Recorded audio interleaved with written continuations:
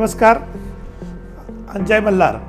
सर्वांना प्रथमतः हिंदू नववर्ष दिनाच्या मनपूर्वक अशा हार्दिक शुभेच्छा. आजचा या दिवशी आपण नेहमीच 3.5पैकी मुहूर्तापैकी एक मुहूर्त म्हटल्यानंतर या दिवशी नवीन संकल्प आपण करत असतो. आजच्या या दिवशी गेले अनेक दिवस आमचे मित्र ॲडव्होकेट अमित गिरमे सर, त्याचबरोबर ज्येष्ठ विधितज्ञ सुधाकररावजी आव्हाड सर यांच्याशी चर्चा विनिमय करून आपल्याला वकील वर्गासाठी, सर्वसामान्य जनतेसाठी त्यांना कायद्याचं प्रशिक्षण सामान्य पद्धतीने देता येईल, या संदर्भात काय करता येईल यावर चर्चा होती.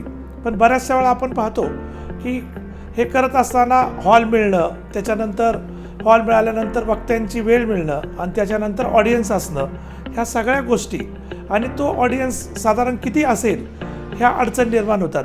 मग सरांच्या मार्गदर्शनाखाली आपण असा विचार केला की आपण सध्या AI टेक्निक्स पाहतो, डिजिटल टेक्नॉलॉजी पाहतो, याच्या माध्यमातून सर्वसामान्यापर्यंत हा सगळा कायद्याचा जो काही विषय आहे तो जाईल. त्याच्या माध्यमातून आज आपण या ठिकाणी law talks bye advocate Amit Girme या सदराखाली एक लेक्चर सिरीजचा शुभारंभ करतो आहे. आणि नेहमीच कुठलाही कार्याचा शुभारंभ करायचा झाला तर आम्ही आमच्या वकिली जीवनाचे शुभारंभ देखील डॉ.Adv.Sudhakar आव्हाड सर यांच्या मार्गदर्शनाखाली केलेली आहे. आणि ह्याही लेक्चरचा शुभारंभ सरांच्या मार्गदर्शनाखाली होत आहेत.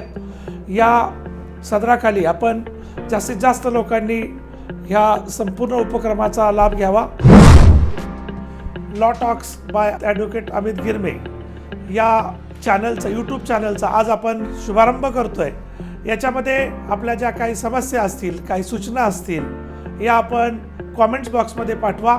त्या सूचनांचा आम्ही विचार नक्कीच करू आणि आगामी काळात आणखी चांगल्या प्रकारची सोयीसुविधा आपल्यासाठी करू. धन्यवाद.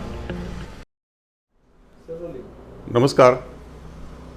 आज या शुभमुहूर्तावर आमचे सन्मित्र ॲडव्होकेट अमित गिरमे यांनी सुरू केलेल्या लॉ टॉक्स या लेक्चर सिरीजचं उद्घाटन करताना मला मनस्वी आनंद होत आहे. या व्याख्यानमालेमध्ये आमच्या सन्मित्रानं अनेक विविध विषयावरती विविध ज्येष्ठ व्याख्यात्यांचे व्याख्यानं ठेवलेली आहेत आणि त्याचं पहिलं पुष्प गुंफण्याची मला संधी मिळाली, त्याबद्दल मी त्यांचा आभारी आहे. आज मला जो विषय देण्यात आलेला आहे तो आहे भारतीय साक्ष्य अधिनियम 2023.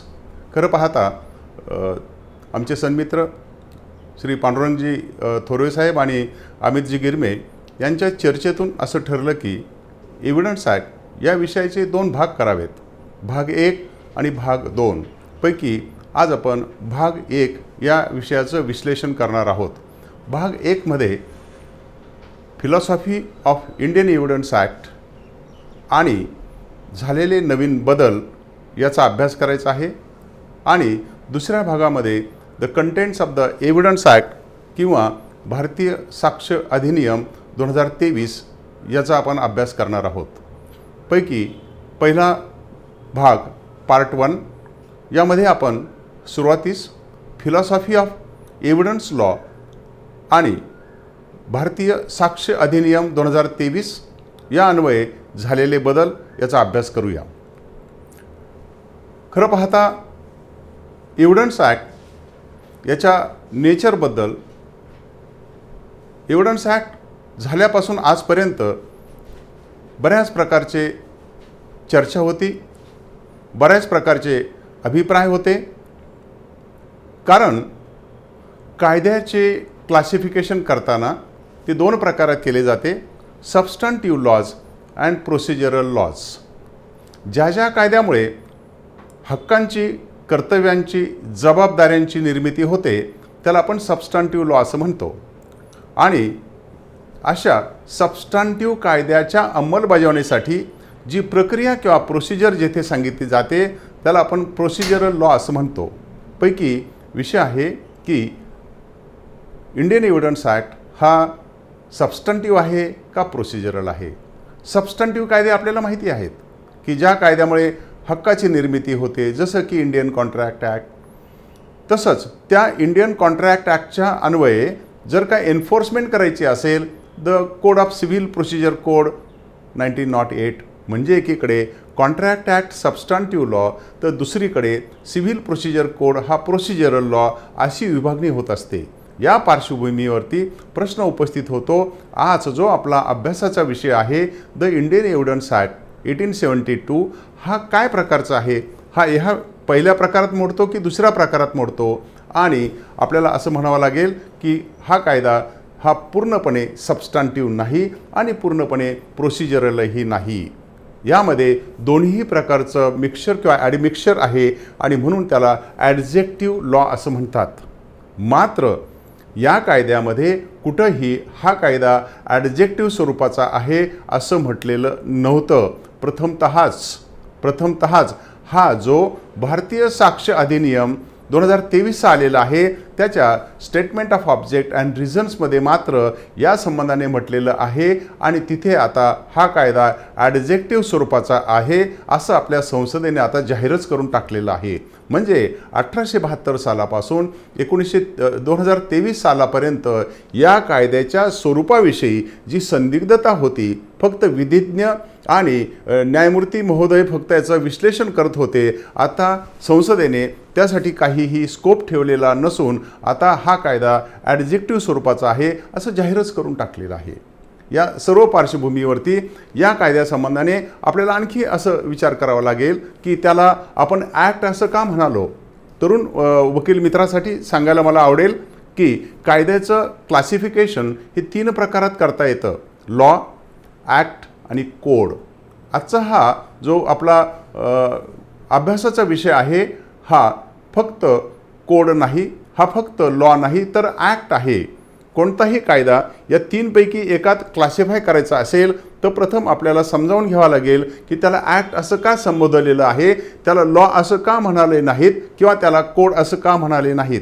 आणि हे समजावून घेण्यासाठी प्रथमतः आपल्याला हे समजलं पाहिजे की कायद्याची निर्मिती एकतर ती स्टॅट्युटरी स्वरूपाची असते किंवा ती स्टॅट्युटरी स्वरूपाची नसते.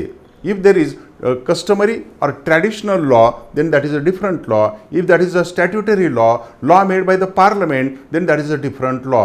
जेव्हा कोणताही कायदा हा संसदेकडून आलेला असतो, लॉ मेकरकडून आलेला असतो, पार्लमेंटकडून आलेला असतो, तेव्हा त्याला ॲक्ट किंवा कोड म्हणजे स्टॅट्युटरी लॉ संबोधले जातं. मात्र जो कायदा कस्टममधून तयार झालेला असतो, ट्रॅडिशनमधून तयार झालेला असतो किंवा कोर्टाच्या निर्णयाच्या थेरी ऑफ प्रेसिडेंटच्या द्वारे निर्माण झालेला असतो, त्याला ॲक्ट किंवा कोड असं संबोधित नाहीत तर त्याला फक्त लॉ असं म्हणतात.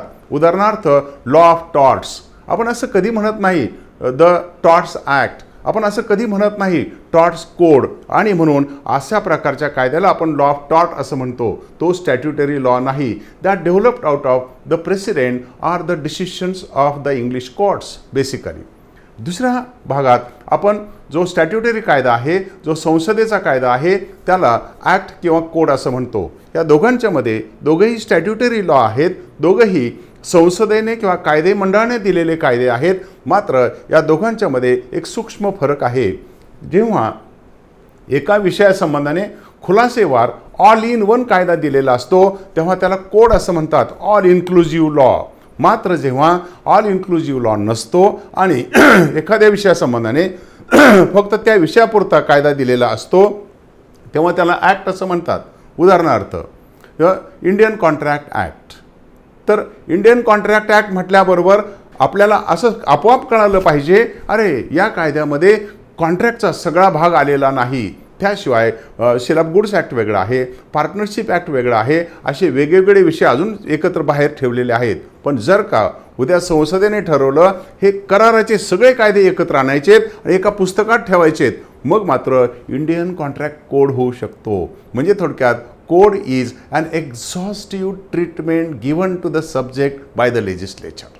आणि ॲक्ट म्हणजे त्या विषयापुरता असलेला कायदा, हा त्यातला फरक आहे. आजचा आपला अभ्यासाचा विषय आहे तो ॲक्ट असा आहे आणि म्हणून तो त्या विषयावरचा कायदा केलेला असला तरी एक्झॉस्टिव्ह लॉ होत नाही. This is the nature of the law. म्हणजे आपल्याला कोणत्याही विषयात आपला एंट्री करायच्या अगोदर आपल्याला जो विषय अभ्यास आहे त्याचं स्वरूप समजलं पाहिजे. म्हणजे तो ॲक्ट या स्वरूपाचा आहे आणि आता तो ॲडजेक्टिव्ह लॉ असा निर्माण झालेला आहे. मग आता आपण ह्या कायद्याचं ॲप्लिकेशन बघूया. हा कायदा कसा अप्लाय होतो ते बघूया. आणि जर का ह्या कायद्याचं ॲप्लिकेशन आपल्याला समजावून घ्यायचं असेल तर आपल्याला त्याचा अभ्यास केला पाहिजे की हा कायदा जरीही 1872 साली आला तो कुठून आला. आणि जर का आपण अभ्यास केला मित्रांनो तर आपल्याला आश्चर्य वाटेल की हा कायदा जरी ब्रिटिशांनी आपल्याला दिलेला असला तरी भारताच्या भूमीमध्ये हा कायदा आपल्याला स्मृती काळापासून दिसतो. हजारो वर्षापूर्वी भारतीय लोकांना, भारतीय संस्कृतीला आणि भारतीय विद्वानांना हा पुराव्याचा कायदा पूर्णपणे माहिती होता. स्मृतीमध्ये या बाबतीत खुलासेवार वर्णन केलेलं आहे. स्मृतीमध्ये कशा प्रकारे पुरावा द्यायला पाहिजे, साक्षीदार कसा असावा, तो कशा प्रकारे तो साक्ष देईल, त्याची उलट तपासणी कशी घेतली जावी, खोटं बोललो तर काय होईल, एवढंच कशाला साक्षीदाराला भत्ता द्यायला पाहिजे असंही आपल्या स्मृतीमध्ये सांगितलेलं आहे. जसं आपण म्हणतो की भारतीय पुराव्याचा कायदा हा ॲडजेक्टिव्ह आहे, ॲडजेक्टिव्ह स्वरूपाचा आहे. याचं पूर्ण ज्ञान आपल्या पूर्वजांना होतं. आपण मधल्या काळात ते विसरलो. त्यांनी पूर्णपणे सांगितलंय पुराव्याचा कायदा हे अंतिम ध्येय नाही. These are means to an end. And आपला जो ऑब्जेक्ट आहे, आपला जो उद्देश आहे, तो उद्देश म्हणजे पुराव्याचा कायदा नव्हे. उद्देश आहे न्याय, जस्टिस.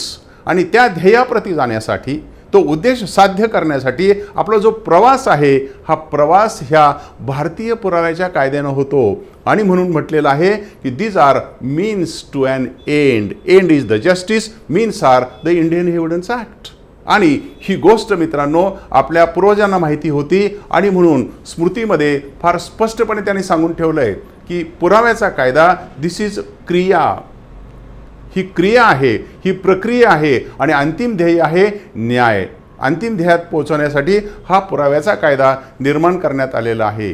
या बाबतीत आपल्याला जसं हा वैदिक काळापासून असलेला पुराव्याचा कायदा आपण अभ्यासला, त्यानंतर भारतामध्ये काय घडलं तर मुस्लिम इन्व्हेडर्स आले, मुस्लिम लोकांनी अतिक्रमणं केली आणि मग त्यानंतर खूप अंधाधुंदीचा कारभार होता, अंधागोंदीचा कारभार होता. आणि मग त्याच्यातून काय निर्माण झालं तर ह्या भारताच्या न्यायव्यवस्थेमध्ये मुस्लिम कायद्याचं वर्चस्व सुरू झालं. आणि जेव्हा मुस्लिम कायद्याचं वर्चस्व सुरू झालं तेव्हा मुस्लिम कायदे हे आपल्या न्यायव्यवस्थेमध्ये आले.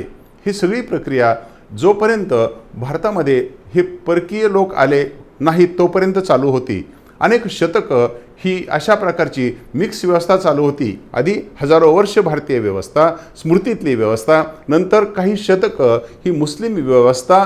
आणि त्यानंतर मात्र जेव्हा 1600 सालानंतर इंग्रज भारतामध्ये आले त्यानंतर भारताच्या विविध भागामध्ये इंग्रज असतील, फ्रेंच असतील, डच असतील यांच्या वसाहती निर्माण झाल्या. आणि यांच्या वसाहती निर्माण होताना त्यांनी पूर्वी येथील राजांच्या परवानगीनं आपापले कायदे आपल्या वसाहतींना लावायला सुरुवात केली. यथावकाश आपण जाणतोच की त्यांनी भारताचा भूप्रदेश काबीज केला आणि मग आपापच त्यांचं आधिपत्य निर्माण झालं आणि मग त्यांनी बिनबोभाट त्यांचा कायदा भारतात लावायला सुरुवात केली. आणि अशा रीतीनं इंग्रज लोकांनी आपल्यासोबत आपले कायदेही भारतामध्ये आणले आणि ते भारतीयांना लागू केले. जर का हा भारतीय पुराव्याचा कायदा जो आहे तो आपण त्याची बॅकग्राऊंड किंवा पार्श्वभूमी पाहिली तर आपल्याला असं दिसेल भारतामध्ये 1833 साली पहिलं लॉ कमिशन आलं. आणि जेव्हा 1833 साली पहिलं लॉ कमिशन आलं तेव्हापासून भारतीय भूमीसाठी, इंग्रजांच्या साम्राज्याचा भाग असलेल्या भारतीय भूमीसाठी कायदे करण्याची जबाबदारी या लॉ कमिशनकडे दिलेली होती. आणि जेव्हा अशा प्रकारची जबाबदारी या लॉ कमिशनकडे देण्यात आली तेव्हा लॉ कमिशननं भारतासाठी कायदे करायला सुरुवात केली. आणि जेव्हा अशा प्रकारचे कायदे करायला सुरुवात केली ते कायदे करण्यासाठी त्यांना काहीतरी पार्श्वभूमी हवी होती. आणि मग जेव्हा सर जेम्स स्टीफन यांच्याकडे हे काम सोपवलं गेलं तेव्हा त्यांनी सर जेम्स स्टीफन यांनी इंग्रज कायद्याचा अभ्यास सुरू केला. आणि इंग्रज कायदे म्हणजे त्यांनी प्रायमरीली बेसिकली 2 सिस्टीमचा अभ्यास केला. एक होता Taylor's evidence act, Taylor's evidence law, आणि दुसरं होता the Bentham's book on evidence that was called as rational of judicial evidence. मित्रांनो, आज आपण जे भारतीय पुराव्याच्या कायद्यामध्ये सेक्शन 1 ते 167 वाचतो, ऐकतो, अभ्यास घेतो आणि विश्लेषित करतो, त्या सगळ्यांचं मूळ हे प्रथमतः टेलर्स एव्हिडन्स ॲक्ट याच्यामध्ये आहे. आणि दुसरं म्हणजे ज्युरिस बेंथॅमनी अनेक वर्ष अभ्यास करून जो ग्रंथ निर्मिती केली, रॅशनल ऑफ ज्युडिशियल एव्हिडन्स, ह्या ग्रंथामध्ये आपल्या ह्या सगळ्या कायद्याचं मूळ दिलेलं आहे. मग अशा प्रकारचा हा कायदा भारतामध्ये प्रस्तावित करण्यात आला आणि मग त्याचा आपण अभ्यास करायला लागलो. 1872 साली आपण हा कायदा जेव्हा आणला, सर जेम्स स्टीफन्स यांनी हा कायदा केला आणि लॉ कमिशनच्या रिकमेंडेशनप्रमाणे शेवटी या कायद्याची भारतात निर्मिती होऊन त्याची अंमलबजावणी सुरू झाली. आपल्याला क्रमप्राप्त आहे असं पाहिलं पाहिजे की काय ह्या ॲक्टचं प्रिॲम्बल होतं. जो कायदा 1872 साली आला त्याचं प्रिॲम्बल काय होतं, आणि त्याचं प्रिॲम्बल मित्रांनो असं होतं, an act to consolidate so as to amend law as to evidence. 3 प्रकारच्या गोष्टी सांगितल्या होत्या, so as to consolidate, so as to amend and so as to enact law as to evidence. एक तर आधी भारतातल्या विविध भागामध्ये वेगवेगळे कायदे होते. उदाहरणार्थ इंग्लिश लॉ होता, उदाहरणार्थ हिंदू लॉ होता, उदाहरणार्थ मुस्लिम लॉ होता. या सगळ्यांचं एकत्रीकरण करण्यात आलं आणि म्हणून 1872 साली भारताच्या विविध भूप्रदेशामध्ये असलेले पुराव्याच्या कायद्याचे सगळे कायदे एकत्र आणले, टू कन्सॉलिडेट, एकत्र केले. 3 शब्द महत्त्वाचे, to consolidate and to amend आहे. त्याच्यात आम्हाला दुरुस्ती करायची, जिथे आवश्यक आहे तिथे दुरुस्ती केली, जसं योग्य आहे ते स्वीकारलं. अँड टू एनॅक्ट, जिथं आवश्यक आहे तिथे नवीन केलं. टू डिफाईन, टू अमेंड आहे ते दुरुस्त केलं, नवीन तयार केलं आणि सगळं एकत्र ठेवले. ही कायद्याची निर्मिती आहे. थोडक्यात आपल्याला ते एक ओळीचं प्रिॲम्बल संपूर्ण कायद्याची माहिती देऊन जातं, त्याची तोंडओळख करून देऊन जातं. पण आता जर का आपण नवीन कायद्याचं प्रिॲम्बल जर का तुलनात्मक दृष्ट्या पाहिलं, कोणता नवीन कायदा, आता जो नुकताच भारतीय संसदेने अनेक दिवसांच्या चर्चेनंतर मंजूर केलेला आहे, तो म्हणजे भारतीय साक्ष्य अधिनियम 2023. आणि त्याच्या प्रिॲम्बलमध्ये सांगितलं आहे, an act to consolidate and so as to provide for the principles of fair trial. म्हणजे आता ते होतं ना आधी consolidate, enact and amend the law of evidence, असं नाही. आता ठेवलं आहे the consequence in respect of consolidation of the law and the principles, those principles are of fair trial. पण दुर्दैवाने फेअर ट्रायल म्हणजे काय हे कुठंही डिफाईन केलेलं नाही. हे कुठंही डिफाईन केलेलं नसल्यामुळे आपल्याला फेअर ट्रायल म्हणजे काय याचा थोडा अभ्यास केला पाहिजे. फेअर ट्रायल म्हणजे ही काय फक्त सिव्हिलची नव्हे, ही काय फक्त क्रिमिनलची नव्हे. फेअर ट्रायलसाठी आपल्याला 2 गोष्टी आवश्यक असतात. जरीही ती कुठे डिफाईन केलेली नसली, त्याची कुठे व्याख्या दिलेली नसली, मात्र वेगवेगळ्या वेळी माननीय उच्च आणि सर्वोच्च न्यायालयाने त्याच्यावरती आपल्याला संबोधित केलेलं आहे, आपलं प्रबोधन केलेलं आहे आणि सांगितलेलं आहे फेअर ट्रायल असण्यासाठी there shall be just procedure and there shall be opportunity of hearing given and there shall be sufficient opportunity given. म्हणजे थोडक्यात अशा प्रकारची ट्रायल घेण्यासाठी त्या व्यक्तींना पुरेशी संधी दिली पाहिजे. नुसती संधी नव्हे तर पुरेशी संधी दिली पाहिजे. पुरेशी संधी म्हणजे काय, सफिशियंट हिअरिंग म्हणजे काय, सफिशियंट अपॉर्च्युनिटी म्हणजे काय, याची कुठेही व्याख्या दिलेली नसली.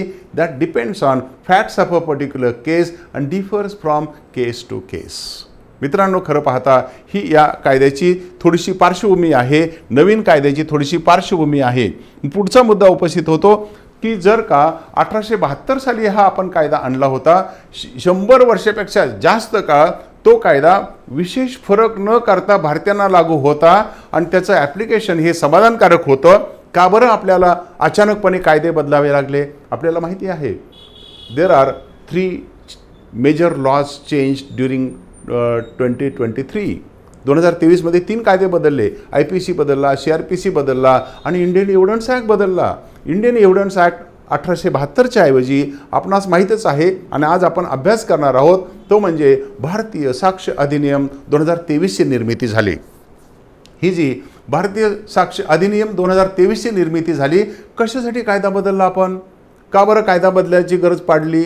आणि हा कायदा बदलण्याची गरज पडण्याचं प्रामुख्यानं कारण असं होतं की during last century there are huge tremendous technological changes.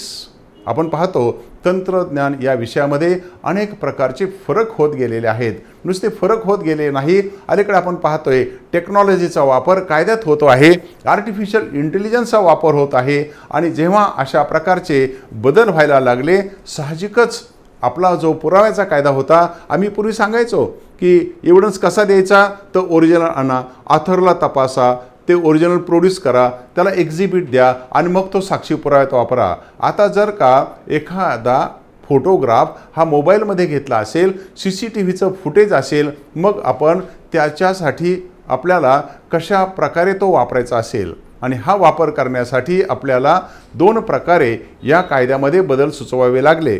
ते म्हणजे एक तर सेक्शन 65B जो जुन्या कायद्यातला होता, 65B हा जो 1872च्या कायद्यामध्ये दुरुस्तीनं आणलेला होता, त्याच्यात काय करायचं. आणि दुसरं म्हणजे जिथं जिथं टेक्नॉलॉजी आणायची असेल तर त्या टेक्नॉलॉजीचं काय करायचं, यासाठी या कायद्यात प्रामुख्यानं बदल केलेले आहेत. हे बदल करत असताना आपल्याला आणखी असं पाहिलं पाहिजे की हा जो कायदा आहे तो कशा प्रकारे अप्लाय होतो. या कायद्याचं ॲप्लिकेशन त्याला लेक्स फोरी लॉ असं म्हणतात. लेक्स फोरी लॉ म्हणजे काय? जर का आपण सेक्शन 1 या कायद्याच्या सुरुवातीच्या भागाकडे गेलो तर त्यात पूर्वी असं लिहिलं होतं मित्रांनो की this act shall apply within the territory of India. Section 1 जुना काढा, 1872चा काढा, त्यात लिहिलेलं आहे act shall be applicable within the territory of India. आता मात्र 2023चा कायदा करताना हे वाक्य काढून टाकलं आहे. आपण कोणताही कायदा बघा, त्यात लिहिलेलं असतं this shall be applicable within the territory of India. आणि आधी तर लिहिलं होतं एक्सेप्टिंग स्टेट ऑफ J&K. आता हे सगळं गेलं, स्टेट ऑफ J&K पण काढून टाकण्यात आलेलं आहे. आणि this shall apply within the territory of India हेही काढून टाकलं आहे. आपल्याला प्रथमच पाहिलं पाहिजे असं का बरं केलं असेल. सगळ्या कायद्यांना within the territory of India असं आहे, मात्र नवीन आलेल्या भारतीय साक्ष्य अधिनियम 2023ला within the territory of India असं का नसेल म्हटलं, ते का काढून टाकावं लागलं असेल. आणि याचं कारणच असं आहे की ह्या सर्व प्रकारामध्ये आता जो डिजिटल एव्हिडन्स आहे, आता जो नवीन प्रकारचा साक्षी पुरावा विकसित होत आहे, त्याला आता बाउंड्रीज राहिलेल्या नाहीत. It has trans boundary effects. आणि म्हणून अत्यंत सूचकपणे सावधपणे पहिलीच दुरुस्ती केली, ती म्हणजे सेक्शन 1मध्ये ह्या कायद्याचं जे ऑपरेशन ॲप्लिकेशन होतं ते आता भारतीय सरहद्दीपुरतं मर्यादित ठेवलेलं नाही. It has got trans boundary effect with reference to the amended or the new law. या पार्श्वभूमीवरती आपल्याला या कायद्याचं स्वरूप तपासावं लागेल. दिस इज लेक्स फोरी लॉ. लेक्स फोरी लॉ म्हणजे काय, तर वेगवेगळे लॅटिन शब्द आहेत मित्रांनो. लेक्स लोसाय, लेक्स कॉन्ट्रॅक्टस, लेक्स डोमिसिलाय, लेक्स सेलेब्रॉनिस, तसंच लेक्स फोरी. लेक्स म्हणजे लॉ, फोरी म्हणजे फोरम. आणि lex fori law means law of the place of the forum. Law of the place of the forum means त्या ठिकाणचा कायदा कोर्टाने लावायचा ज्या ठिकाणी कोर्ट वसलेला आहे, ज्या ठिकाणचं कोर्ट त्या ठिकाणचा कायदा, असं थोडक्यात लेक्स फोरी लॉ नावाचं हे लॅटिन प्रिन्सिपल सांगतं. थोडक्यात आंतरराष्ट्रीय क्षेत्रामध्ये हे वेगवेगळे जे लॅटिन प्रिन्सिपल्स आहेत ते सांगतात. उदाहरणार्थ लेक्स सायटस प्रिन्सिपल. लेक्स सायटस प्रिन्सिपल म्हणजे काय, जिथे ती मालमत्ता वसलेली आहे, जिथं ती स्थावर मालमत्ता आहे तिथला कायदा. तसंच ज्या ठिकाणी, ज्या देशामध्ये, ज्या प्रांतामध्ये अशा प्रकारचं केस चालू आहे, ज्या ठिकाणी ही केस उभी राहणार आहे त्या ठिकाणचा कायदा लावायचा म्हणजे लेक्स फोरी लॉ. हा कायदा लेक्स फोरी लॉ आहे. ज्या ठिकाणचा फोरम त्या ठिकाणचा कायदा, अशा प्रकारचं याचं ॲप्लिकेशन आहे. या बाबतीत एक केस निर्माण झालेली होती आणि ती केस प्रिव्ही काउन्सिलपर्यंत गेलेली होती आणि त्या केसचं नाव होतं नरेंद्र दत्त वर्सेस एम्परर. आणि ती केस 1942 साली आपल्या प्रिव्ही काउन्सिलनं डिसाईड केलेली होती. तेव्हा जेव्हा आपलं सुप्रीम कोर्ट स्थापन झालं, याच्या आधी भारतामध्ये आपल्याला माहिती आहे प्रिव्ही काउन्सिलची स्थापना झालेली होती आणि 1942 साली प्रिव्ही काउन्सिलसमोर मुद्दा उपस्थित झाला की एखादी कृती जर का इंग्लंडमध्ये घडली असेल, मात्र त्या कृती संबंधाने भारतात केस निर्माण झाली असेल, मग आपण इंग्रजांचा कायदा लावायचा, इंग्लंडचा कायदा लावायचा का भारताचा कायदा लावायचा? आणि मग ठरलं की ह्या कायद्याचं स्वरूप हे लेक्स फोरी आहे. जरी ही केस तिकडे घडली असेल, फॅक्च्युअल मॅट्रिक्स इंग्लंडमधलं असेल, मात्र जर का केस भारतामध्ये चालवायची असेल तर भारतीय पुराव्याचा कायदा लागेल, असं स्पष्टपणे प्रतिपादन हे आपल्या प्रिव्ही काउन्सिलनं सुमारे 100 वर्षापूर्वी केलं. आणि आज तागायत हे तत्त्व आपल्या माननीय उच्च आणि सर्वोच्च न्यायालयाने जसेच्या तसं पुढे चालवलेलं आहे. या पार्श्वभूमीवरती या कायद्यामध्ये आणखी एक गोष्ट येते, फाल्सस in uno falsus in omnibus, एक तत्त्व आहे मित्रांनो.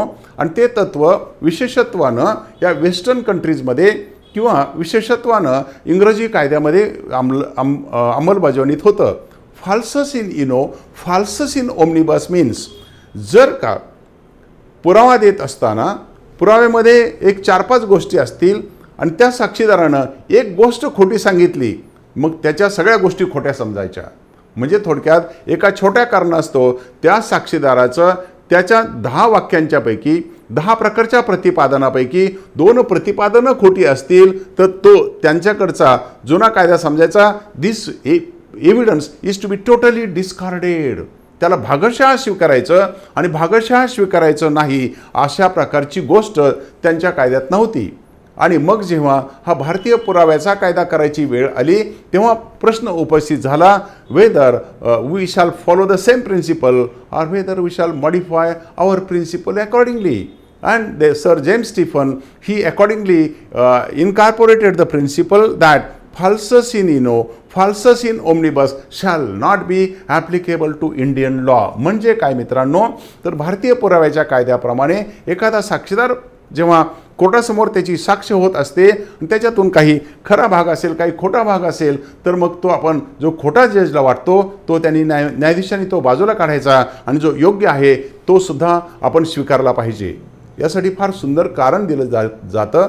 ते असं की जर का अशा खोटेपणास्तव आपण जर का साक्षी पुरावे पूर्णपणे नाकारायला लागलो तर मग कोणत्याच केसमध्ये कोणताच साक्षी पुरावा ग्राह्य धरला जाणार नाही. आणि म्हणून व्यावहारिक मार्ग म्हणून गोल्डन मीन म्हणून खरं आहे तेवढं स्वीकारा, जे खोटं असेल ते नाकारा, असं करून हे प्रिन्सिपल भारतामध्ये कसं लागू होणार नाही हे बघितलेलं आहे.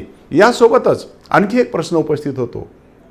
आपण पाहतो आपल्या कोर्टामध्ये तुमचे सिनियर जेव्हा आर्ग्युमेंट करतात तेव्हा तरुण मित्रांनो तुम्ही पाहता की वेगवेगळे संदर्भ दिले जातात. हायकोर्ट काय म्हणालं, सर्वोच्च न्यायालय काय म्हणालं, एवढंच नव्हे तर इंग्लिश कोर्ट काय म्हणालं, हाऊस ऑफ लॉर्ड्स काय म्हणालं. हे सगळं होत असताना मुद्दा उपस्थित होतो की जर का आपल्या पुण्याच्या कोर्टामध्ये एखादी केस निर्माण होत असेल तर आपल्याला हाऊस ऑफ लॉर्डचा निर्णय सांगता येईल का सांगता येणार नाही.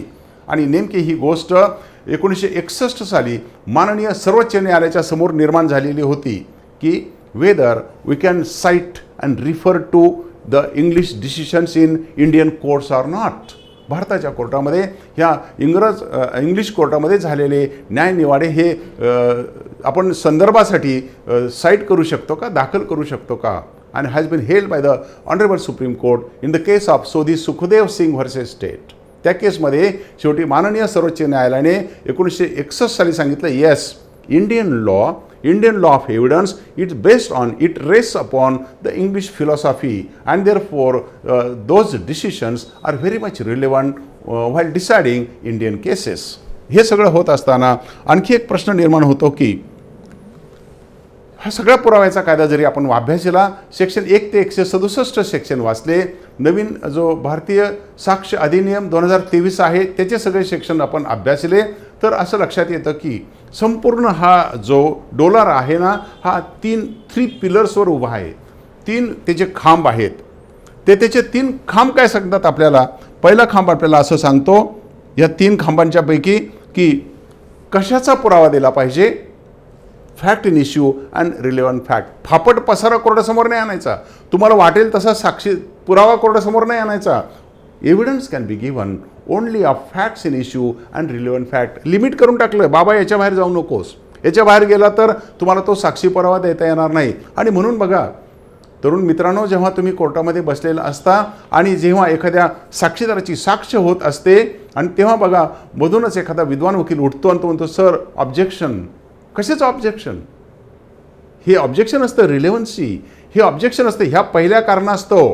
आणि जर का तो पुरावा ह्या 2 पॅरामीटरच्या पलीकडे जात असेल, ह्या 2 परिमाणांच्या पलीकडे जात असेल, if that is not in respect of fact in issue and relevant fact, then court will not allow such questions. नाहीतर काय झालं असतं, साक्षीदाराला छळण्यासाठी आपण त्याला कितीतरी प्रश्न विचारत बसलो असतो. उदाहरणार्थ एक छोटासा प्रश्न सांगतो, तुमच्या लक्षात येईल. ह्या एका ओळीचं काय महत्त्व आहे, हे एका ओळीमुळे त्या ट्रायलचं स्वरूप आपण निगडीत करू शकलो. या एका ओळीमुळे आपण कोर्टाचा वेळ वाचवू शकलो. Public money and public time is restrain. कसं ते तुम्हाला सांगतो. हे जर का एक ओळ, एक वाक्य सर जेम्स स्टीफननी आपल्या पुस्तकात घातली नसती तर विधान वकिलांनी साक्षीदाराला कसं छळलं असतं ते तुम्हाला सांगतो. एखादा साक्षीदार असेल, उदाहरणार्थ तो पुण्याच्या प्रतिष्ठित ILS कॉलेजमधनं जुन्या काळात 50 वर्षापूर्वी वकील झाला असेल आणि तो कुठेतरी साक्षीला आला असेल. मग त्याला पहिला प्रश्न विचारला असता, तुम्ही कुठल्या कॉलेजमध्ये शिक्षण घेतलं, मग त्या ILS कॉलेजमध्ये कोण कोण प्राध्यापक होते, ते कसं कसं शिकवत होते, तुमची लायब्ररी कशी होती, मग तुमचे फाउंडर कोण होते, कोण ट्रस्टी होते, काय करायचं आहे.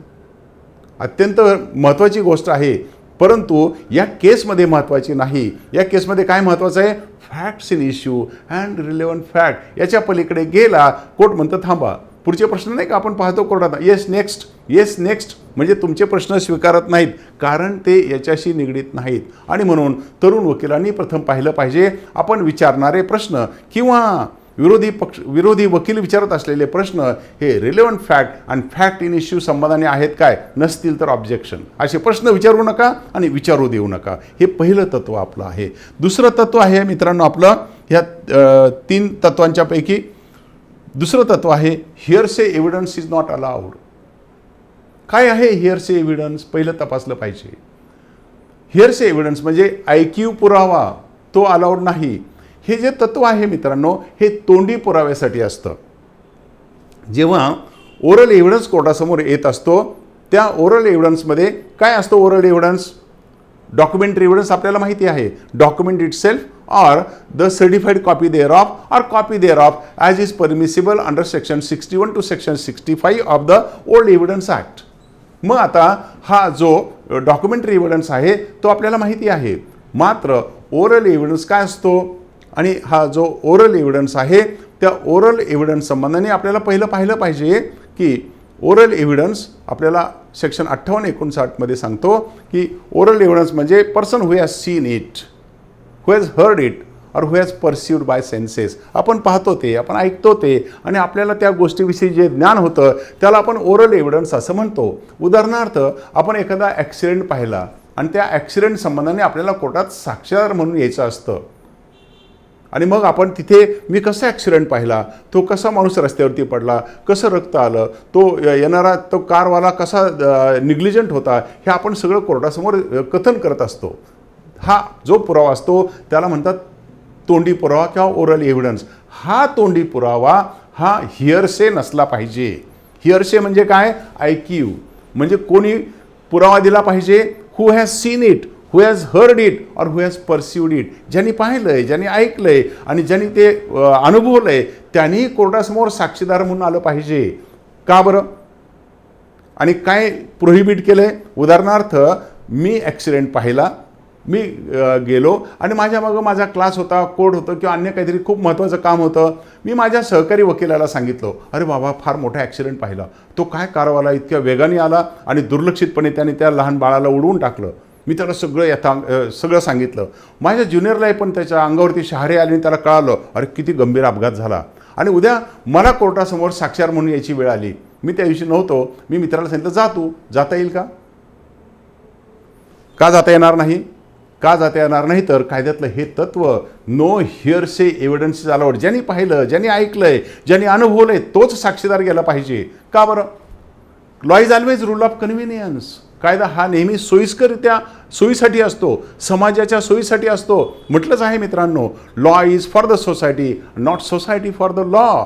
जर असं असेल तर सामाजिक सोयीसाठी जर का मी अवेलेबल नसेल ते माझे ज्युनियर कलिग का बरं अवेलेबल असताना सुद्धा तुम्ही त्यांना स्वीकारत नाही? कारण कायद्याचं हे second principle, law evidence shall not be hearsay evidence. का बरं?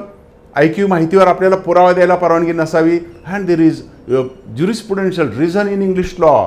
देर is a principle called as rule of double fallibility. Double fallibility म्हणजे त्याच्यातनं फॅलिबिलिटी म्हणजे फेल होणे, अपयश येणे. आणि इथे एकदा अपयश येऊ शकतं, ते अर्धवट राहू शकतं, खोटं ठरू शकतं. आणि इथे तर डबल खोटं ठरणार आहे. काय आहे हा रूल ऑफ डबल फॅलिबिलिटी आपण बघूया. उदाहरणार्थ मी तो ॲक्सिडेंट पाहिला. काय काय होऊ शकतं? किती अंतरावरनं पाहिला? मला चष्मा होता काय?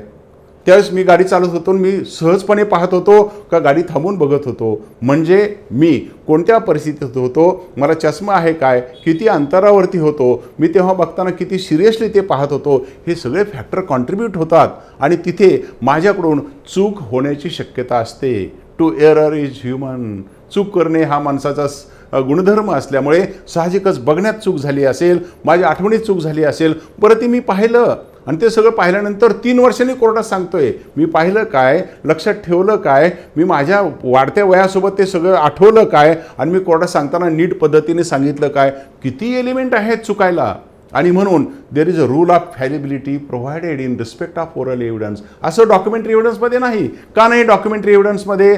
उदाहरणार्थ कोर्टासमोर एखादं खरेदी खत द्यायचं आहे, मग ते खरेदी खत ए न दिलं काय किंवा बी न दिलं काय, ते कोर्टासमोर येणारच आहे. There is no fallibility. आणि म्हणून ओरल एव्हिडन्सच्या बाबतीत इंडियन एव्हिडन्स ॲक्टमध्ये हे मुख्य तत्त्व घातलं आहे की इथे सावध, इथे फॅलिबिलिटी व्हाय, चूक होण्याची शक्यता आहे. त्या माणसाने नीट बघितलं नसेल किंवा तो तेवढा सिन्सिअरली नसेल, लक्षात ठेवलं नसेल, सांभाळून घ्या. आणि जजला वॉर्निंग आहे, तपासून घ्या. आणि जेव्हा एक माणूस दुसऱ्याला सांगतो आधी मी बघताना चूक केली, मग मी त्याला सांगताना चूक केली, त्याने ऐकताना चूक केली, मग त्यांनी लक्षात ठेवताना चूक केली, आणि कोर्टासमोर येऊन माझ्याऐवजी येऊन सांगताना आणखी एकदा चूक केली, कायदा सांगतो हे काय परमिसिबल नाही. एक जास्तीत जास्त योग्य कारण असतो, एक चूक परमिसिबल आहे, ते म्हणजे ज्यांनी पहिल्यांदा पाहिलं, ज्यांनी पहिल्यांदा ऐकलं, ज्यांनी पहिल्यांदा अनुभवलं त्यालाच येऊ द्या ना, त्यांनी दुसऱ्याला सांगायला नको. हे साधं तत्त्व हिअरसे एव्हिडन्सला लागू होतं. हे झालं second of this triple principles. Third and the last principle is give the best evidence, otherwise give the avoidable best. कायद्यात फार सोपं तत्त्व आहे. Give the best evidence, otherwise give the avoidable best. Best आपल्याला समजलं, गुड बेटर बेस्ट. जर का तुमच्याकडे गुड बेटर बेस्ट अशा प्रकारचं जर का एव्हिडन्स अवेलेबल असेल, कायदा आग्रह धरतो, कोर्ट आग्रह धरतात, गिव्ह द बेस्ट. जर का तुमच्याकडे साधी टाईप कॉपी आहे, जर का तुमच्याकडे सर्टिफाईड कॉपी आहे, आणि जर का तुमच्याकडे ओरिजिनल खरेदी खत आहे, आणि तुम्ही तिन्ही तुमच्या फाईलीत घेऊन गेलात आणि कोर्टाने सांगितलं यस प्लीज प्रोड्यूस, तुम्ही सांगितलं साहेब हे माझं खरेदी खत आहे, स्टॅम्पवरचं आहे, फार महत्त्वाचं आहे, मी साधी कॉपी देतो. करतात का जज अलाउड? आपल्याला माहिती आहे original is to be given. Why? Because our principle is best evidence is to be given. माझ्या हातामध्ये बेस्ट आहे ओरिजिनल, स्टॅम्पवरचं रजिस्टर्ड डॉक्युमेंट, दुसरं आहे त्याची सर्टिफाईड कॉपी, आणि तिसरं आहे त्याची साधी स्थळप्रत. कायदा म्हणतो पहिलं सगळ्यात सर्वोच्च ज्याची व्हॅल्यू आहे ते प्रोड्यूस करा. Give the best evidence. If best is not available, ते ओरिजिनल हरवलं, फाटलं, जळालं किंवा मिसप्लेस झालं, आणि मग तुम्ही सांगितलं कोर्टाला साहेब ते काही ट्रेस होत नाही, जज म्हणतात don't worry, we have got alternative provision for that. Read section 61 to section 64 of this act, and then secondary evidence is permissible. You go to the registrar's office, apply for certified copy, obtain certified copy, and produce the certified copy. Available best is accepted. Therefore, law insists firstly that you give the best. If best is not available, don't worry, give the available best. This is the third cardinal principle in respect of this law. Evidence law you will find in everyday application in the courts of law. It rotates around these three basic principles of law. And then comes last issue as to standard of proof and presumptions of innocence in criminal trials. Especially you will find Evidence Act squarely and equally applies to civil as well as criminal trials. But the application of the act in civil trial and in the criminal trial is different. In respect of criminal trial, there is the predominant principle that is dominated by the application of proving beyond doubt, presumption of innocence. In case of the criminal trial, consequence is presumption of innocence and proving beyond doubt.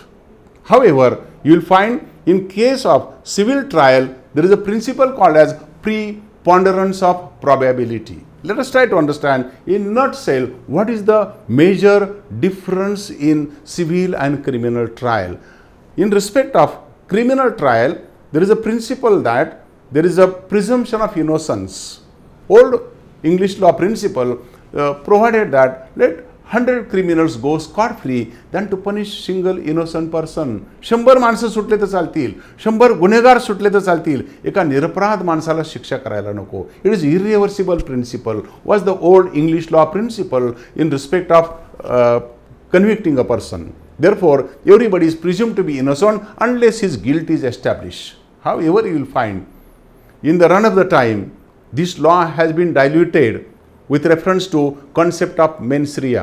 Sometimes new laws are amended like Food Adulteration Act, Prevention of Corruption Act, and so many new laws whereby there is exclusion of mens rea, and therein now, irrespective of the fact of mens rea, presumption of innocence to that extent is eliminated or it had been decreased in its application. The second consequence is presumption of innocence, we understand. Now there is a proving beyond doubt. Whenever there is a presumption of innocence, in case of criminal trial, the quality of the evidence given by the prosecution, adduced by the prosecution, shall be of such category that there shall be proved beyond doubt. There shall be reasonable ground or reasonable doubt should not be available to the help of the accused person. However, in respect of civil trial, this entire discussion is absolutely inapplicable. There is simply preponderance of the probability. Judge has to see in whose favor the scale किंवा तो न्यायाचा जो तराजू आहे तो कोणाच्या बाजूचा आहे एवढंच पाहायचं. त्यासाठी proving beyond doubt itself is not necessary, is the simple consequence in respect of civil trials. And then lastly, we come to the consequence in respect of facts in issue and issues of fact. आपण बऱ्याच वेळा असं पाहतो, specially order 14 rule 1 आणि rule 2 civil procedure कोडचा जेव्हा आपण अभ्यास करतो तेव्हा आपलं असं लक्षात येतं की कोर्टामध्ये इश्यूज फ्रेम केलेले असतात. मग आपण एव्हिडन्स ॲक्ट फक्त वाचला ना, there are facts in issue, आणि कोर्टात गेलो इश्यूज ऑफ फॅक्ट. काय फरक आहे मित्रांनो? सेम आहे का हे दोन्ही? आणि नाही. Facts in issue and issues of fact are two different aspects. Fact in issue is a theoretical concept to be read in our book of evidence act, while issues of fact is a practical consequence to be adopted by the judges and the lawyers in the courts of law based on the factual matrix in the pleadings, and based on the pleadings of the parties there are such issues are to be framed. The scope of the trial is to be decided, then that is said to be the issues of fact and not facts in issue. Facts in issue is a theoretically in book. When that is converted into practical in the trial in the courts, that becomes issues of facts. Friends, this is a general philosophy underlying the law of evidence. Now, based on this, our law of evidence was enacted in the year 1872, and there were 167 sections incorporated in this act. From 1872 till today, this law was in force to the greatest satisfaction. Except few changes, there were no major changes required to be made in this law. Rather, we shall appreciate that whenever there are Indian laws made, they required after independence very many amendments. आपण स्वातंत्र्यानंतर जे जे कायदे केले त्याच्यामध्ये आपल्याला वारंवार मोठे बदल करावे लागले. उदाहरण म्हणून सांगतो, महाराष्ट्राचा जो 1948 सालचा the Bombay tennis and agricultural lands act of 1948 हा कायदा जर का आपण पाहिला, आतापर्यंत 100 वेळा दुरुस्त्या आल्या. मात्र जर का आपण इंडियन एव्हिडन्स ॲक्ट पाहिला तर त्याच्यामध्ये मेजर दुरुस्त्या करायची जरुरी भासली नाही. the English law, and as has been adopted, discussed and acted upon by Sir James Stephen, it has been so nicely drafted that except few changes, and especially as to the changes because of the IT Act of 2000 in the form of section 65A and section 65B, there were no major changes required to be made in this law. However, now the rate of growth change is so fast that because of the extreme technological growth in the world as well as in India, and its globalization and its effects of globalization, law was required to be changed. And because of this, these three laws came to be changed in the year 2023. Firstly, the Criminal Procedure Code, the Indian Penal Code, and thirdly, the Indian Evidence Act of 1872. And of these provisions, the Indian Evidence Act of 1872 came to be changed. That rather, I will say, came to be substituted. Earlier law of 1872 is repealed, and instead thereof, this new law called as Bharatiya Sakshya Adhiniyam 2023 has been enacted. It has been stated that the central government may by notification provide for the application of this law or commencement of this law. Very recently, it has been now announced that this law shall come into force from 1st July 2024. Based on this or on this backdrop, friends, let us see in the concluding part of today's session as to actually what are the major changes to be found in this law. The contents of the Act we will discuss in part 2. Let us today conclude with reference to the earlier law and the present law and what are major changes. In the beginning only, I will keep you informed, I will post you informed that changes are basically with reference to technical, technological, digital consequences. And so as to incorporate such changes and so that our Indian law shall be at par with, along with the other laws or the countries, our law has been updated by the Indian Parliament. This law today, which has been so enacted and that is to be made applicable from 1st July 2024, that relates to such changes. Firstly, as we have said earlier, the preamble itself has been changed. Secondly, specifically, this law is adjective has been stated. Thirdly, the territorial limits of the application of law, they have been deleted, and now it is not mentioned in the law that this law is applicable within the territory of India. That is not stated in the provisions of the law now. Based on this, let us come to the changes to be noted and to be discussed. काय आहेत नेमके changes, काय काय बदल ह्या 2023च्या भारतीय साक्ष्य अधिनियम या कारणाने केले. एक 7-8 महिन्यापूर्वी मित्रांनो दिल्लीमध्ये एक कॉन्फरन्स झाली होती आणि त्या कॉन्फरन्समध्ये भारतभरचे वकील, ज्येष्ठ वकील आलेले होते आणि त्या कॉन्फरन्समध्ये आम्हाला खूप छान ऐकायला मिळालं का बरं भारताच्या ह्या कायद्याला इंडियन एव्हिडन्स ऐवजी भारतीय साक्ष्य अधिनियम म्हटलं, नाव बदलल्याने कायदा बदलला का, नाव बदलायची गरज होती का, अशा अनेक प्रकारच्या हरकती लोक घेत असतात. पण जर का हा कायदा भारताचा आहे, मग जर का आम्ही तो शेकडो वर्षाच्या इंग्रजी गुलामगिरीतून त्या मानसिकतेतून काही गोष्टी मान्य केल्या असतील तर त्या बदलत्या परिस्थितीनुसार बदलायला नकोत का, आणि त्या बदलल्या पाहिजेत असा त्या वकील परिषदेमध्ये सूर होता. आणि त्यातून असं निष्पन्न झालं की बदलत्या परिस्थितीमध्ये भारतीय समाजाला लागणाऱ्या आवश्यक दुरुस्त्या करणारा कायदा आपण केला पाहिजे आणि म्हणून त्याला आपल्या भाषेमध्ये भारतीय साक्ष्य अधिनियम असं म्हटलं तर काही अडचण येणार नाही. आणि म्हणून हे दिलेलं हेडिंग, हा बदललेला कायदा हा प्राप्त परिस्थितीला अत्यंत पूरक आहे आणि अत्यंत सोयीचा आहे. या पार्श्वभूमीवरती आपण आता बघूया की ह्या कायद्यामध्ये झालेले बदल आणि त्यात काय काय प्रामुख्याने बदल केलेले आहेत. सगळ्यात महत्त्वाचा बदल काय केला असेल तर डॉक्युमेंटची व्याख्या बदलली आहे. आपल्याला माहिती आहे या आधीच्या कायद्यामध्ये सेक्शन 3 मध्ये डॉक्युमेंट या शब्दाची व्याख्या दिलेली होती आणि ती अशी होती, document means any matter express or described upon any substance with the help of letters, figures, marks or any of those means and which is intended or which can be use for the purpose of recording of that matter. ही आपली पूर्वीची व्याख्या होती section 3ची. आता ही section 3मध्ये दिलेली व्याख्या त्यांनी बदलून टाकली आणि मला असं वाटतं या कायद्याच्या अनेक बदलापैकी हा एकच असा बदल होता.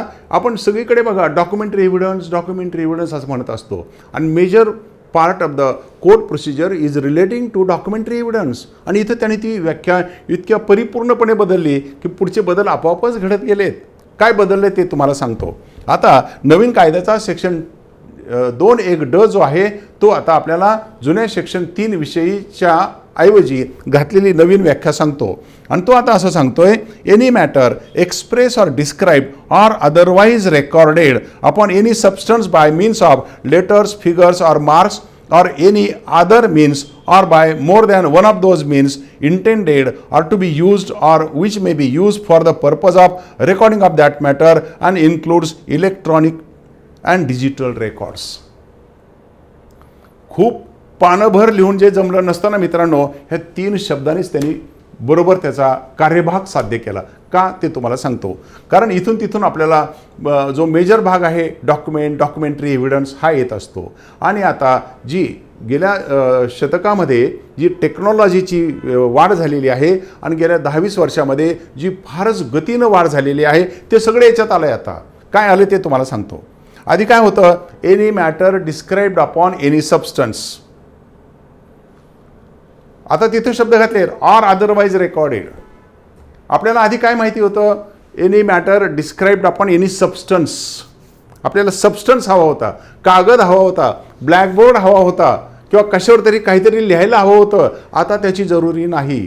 त्यांनी काय लिहिलं त्याच्याऐवजी त्याच्यात ॲड केलं आहे ऑर अदरवाईज रेकॉर्डेड. कोणत्याही पद्धतीनं रेकॉर्ड झालं असलं तरी अशा प्रकारची होल्ड ऑल इन्क्लुझिव्ह तरतूद केलेली आहे आणि त्यामध्ये आता हे सगळं डिजिटल एव्हिडन्स आलेलं आहे. एवढंच नव्हे, त्यांनी पुढे असं म्हटलंय ऑर एनी अदर मीन्स. उद्या कुठेतरी ह्या सगळ्या नवीन कायद्याचं अर्थ काढताना इंटरप्रिटेशन करताना कोर्टासमोर पुन्हा खटल्यांची मालिका निर्माण होऊ नये म्हणून त्यांनी सांगून टाकलंय by other means. Otherwise recorded is one aspect, other means is second aspect आणि शेवटचं तर सांगूनच टाकलं and includes electronic and digital records. पहिलं सांगितलंय अदरवाईज रेकॉर्डेड, दुसरं सांगितलंय अदर मीन्स आणि तिसरं सांगितलंय includes electronic and digital records. अशा पद्धतीनं डॉक्युमेंटची व्याख्या ही ऑल इन्क्लुझिव्ह किंवा आणखी 100 वर्षे बदलण्याची गरज नाही, इतकी छान पद्धतीनं ती त्यांनी सांगितलेली आहे आणि त्यामुळे ही ऑल इन्क्लुझिव्ह अशी गोष्ट केली की एकदा डॉक्युमेंटची व्याख्या बदलली की पुढे आपोआपच सगळे बदल होणार आहेत. आता आणखी एक बदल आहे. आपण पूर्वी वाचायचं त्याच्याऐवजी सेक्शन 4मध्ये आता बदल केलेत. सेक्शन 4 न्यू असं सांगतो. पूर्वी सेक्शन 6 होता, provided for facts which do not in issue but which are so connected with the facts in issue has to form part of the same or relevant. त्याला आपण race जस्टी असं म्हणायचो जुन्या कायद्यामध्ये. आता त्यांनी त्यात छोटासा बदल केला आहे आणि हा छोटासा बदल सेक्शन 6च्या ऐवजी नवीन सेक्शन 4मध्ये घातला आहे. In this section following section is addition is made. Facts though not in issue are so connected with relevant facts so as to form part of the same transaction of relevant. म्हणजे काय झालं, race जस्टीचा आपल्या जुन्या कायद्याप्रमाणे असलेला जो concept होता तो आता त्यांनी अत्यंत सुस्पष्ट भाषेत सांगितलेला आहे. याच्यानंतर जी मुख्य व्याख्या बदललेली आहे ना मित्रांनो या नवीन कायद्याची, ती आहे सेक्शन 24मध्ये. आपल्याला माहितीच आहे की सेक्शन 17 ते 31 आपल्या जुन्या कायद्याचे ते आपण सेकंड पार्टमध्ये बघणार आहोत, ॲडमिशन्स अँड कन्फेशन्स. त्यापैकी सेक्शन 24 हा कन्फेशनशी निगडीत आहे, आपल्याला माहिती आहे. तो जो जुना सेक्शन 24 ते 31 ह्या ज्या तरतुदी होत्या त्यातला जो सेक्शन 30 होता त्याच्याऐवजी आता नवीन सेक्शन घालण्यात आलेलं आहे. सेक्शन 30ला जे एक्सप्लेनेशन होतं ते एक्सप्लेनेशन त्याने आता बदलून टाकलेलं आहे आणि आता त्याच्यामध्ये आता ॲडिशन केली, a trial of more persons than one held in the absence of the accused who has absconded or who fails to comply with the proclamation passed under section 84 of the Bharatiya Sakshya Adhiniyam 2023 shall be deemed to be a joint trial of for the purpose of this section. जुन्या सेक्शनप्रमाणे जे ॲब्स्कॉन्डेड person असायचे त्यांच्या बाबतीतली जी तरतूद अस्पष्ट होती ती तरतूद आता नवीन कायद्याच्या सेक्शन 24मध्ये स्पष्टपणे घातलेली आहे आणि ती जी संदिग्धता होती ती आता त्यांनी दूर करून टाकलेली आहे. त्याचप्रमाणे या कायद्यामध्ये अनेक बदल करत असताना एक मुख्य बदल केलेला आहे, तो म्हणजे आधीच्या कायद्यात courts to take judicial notice